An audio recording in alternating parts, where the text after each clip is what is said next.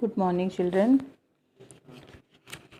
पिछली वीडियो में हमने संदेह पाठ के उद्देश्य को समझा।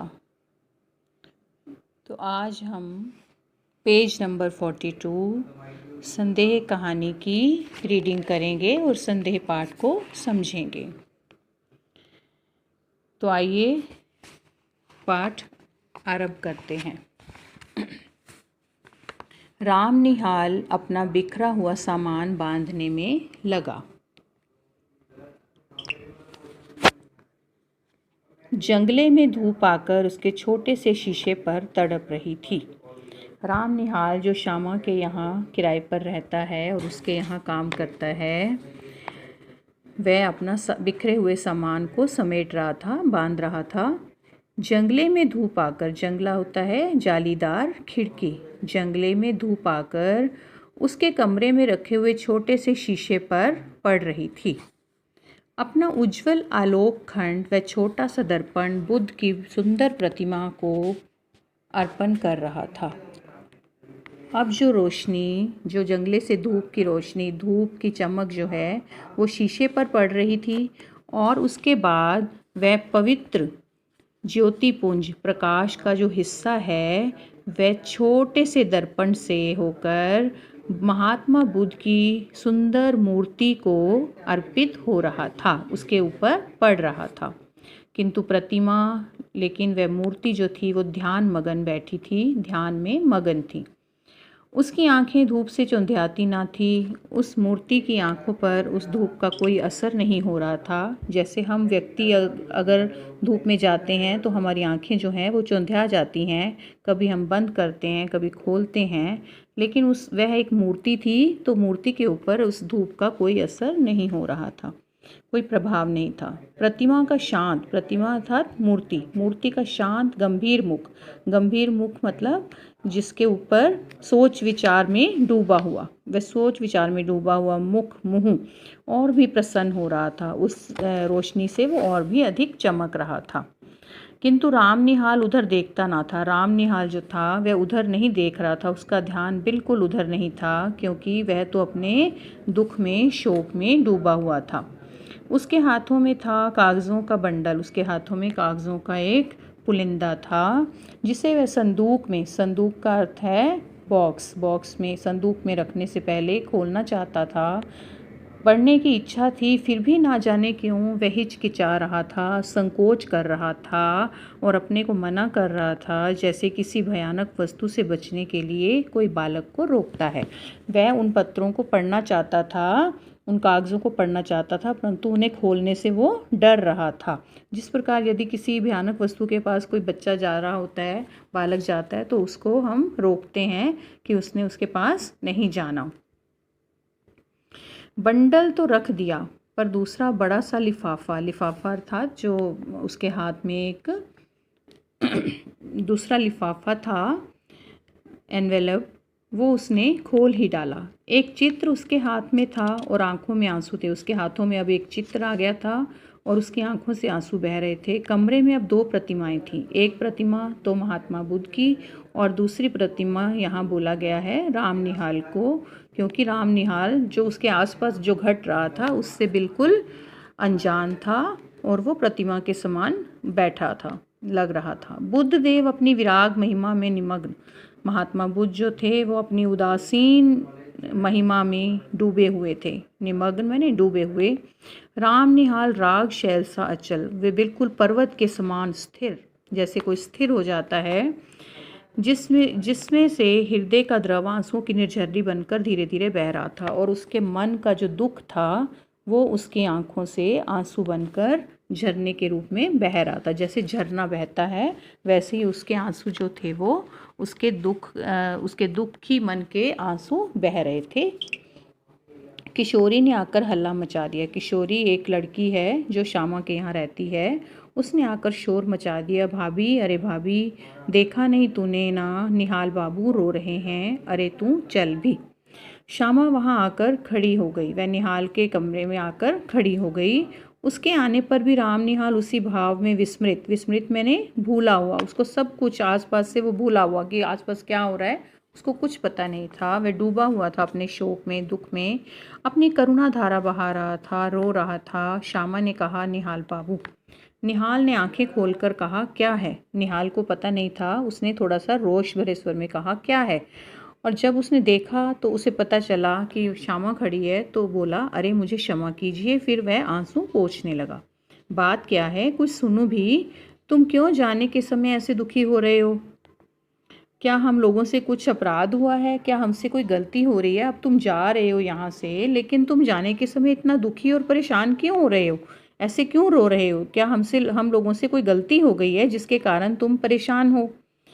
तुमसे अपराध होगा? क्या तुमसे कोई भूल होगी? तुमसे कोई गलती होगी? ये क्या कह रही हो? मैं रोता हूँ, इसमें मेरी ही भूल है। कहता है, मैं यदि रो रहा हूँ, ये मेरी गलती है, ये मेरी भूल है, मैं जानता हूँ। प्रायश्चित करने का ये ढंग ठीक नहीं है। प्रायश्चित मैंने भूल का पछतावा, अपनी भूल का पछतावा करने का ये तरीका अच्छा नहीं है, ठीक नहीं है। ये मैं धीरे धीरे समझ रहा हूँ, किंतु करूँ क्या? ये मन नहीं मानता। ये जो मेरा मन है, ये मान नहीं रहा है। मैं बहुत मतलब वो अंदर से असल में दुखी हो रहा था, परेशान हो रहा था, वहाँ से जा रहा था, तो लेकिन वो अपने मन को समझा नहीं पा रहा था कि वो कैसे अपने मन को शांत करे। श्यामा जैसे सावधान हो गई। श्यामा को लगा कि ये अपने मन का दुख जो है वो कहना चाहता है, ये कुछ कहना चाह रहा है। उसने पीछे फिरकर देखा कि किशोरी वहाँ खड़ी है, तो उसने श्यामा ने किशोरी को कहा, जा बेटी, कपड़े धूप में फैले हुए हैं, वहीं जाकर बैठ। किशोरी वहाँ से चली गई। अब जैसे सुनने के लिए प्रस्तुत होकर, सामने होकर, श्यामा एक चटाई खींचकर उसके सामने बैठ गई। उसके सामने छोटी सी बुद्ध की प्रतिमा, महात्मा बुद्ध की जो मूर्ति थी, वो सागवान की सुंदर मेज पर, सागवान होता है एक तरह की लकड़ी, काइंड ऑफ वुड, एक तरह की महंगी लकड़ी है। उस लकड़ी से जो बना हुआ मेज़ था, सुंदर मेज, उस पर महात्मा बुद्ध की मूर्ति रखी हुई थी। सुंदर मेज पर धूप के प्रतिबिंब में हंस रही थी। धूप की परछाई में वह मूर्ति जो थी वो हंस रही थी। ऐसा लग रहा था वो हंस रही है।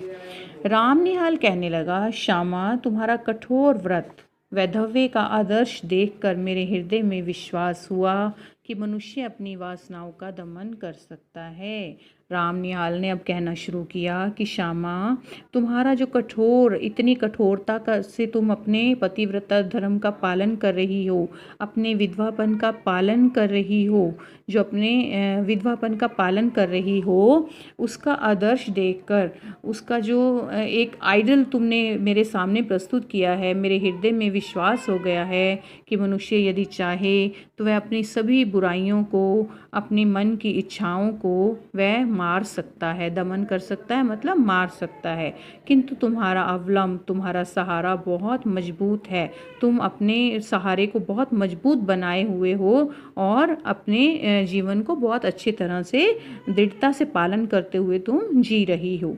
तुम्हारे सामने बालकों का झुंड हंसता, खेलता, लड़ता, झगड़ता है। तुम्हारे सामने बहुत से बालक हंसते हैं, खेलते हैं, लड़ते, झगड़ते हैं, और तुमने जैसे बहुत सी देव प्रतिमाएं अर्थात परमात्मा, भगवान की, देवताओं की मूर्तियाँ, उन मूर्तियों से अपने हृदय को श्रृंगार से सजाकर अपने हृदय की कोठरी को तुमने मंदिर के समान बना लिया है। तुम्हारा जो हृदय है वो एक मंदिर के समान पवित्र स्थान बन गया है। किंतु मुझको वह कहाँ मिलता? मैं तो एक छोटा सा नगण्य सा पुरुष हूँ। मुझे तुम्हारे उस मंदिर में स्थान कहाँ मिल पाता?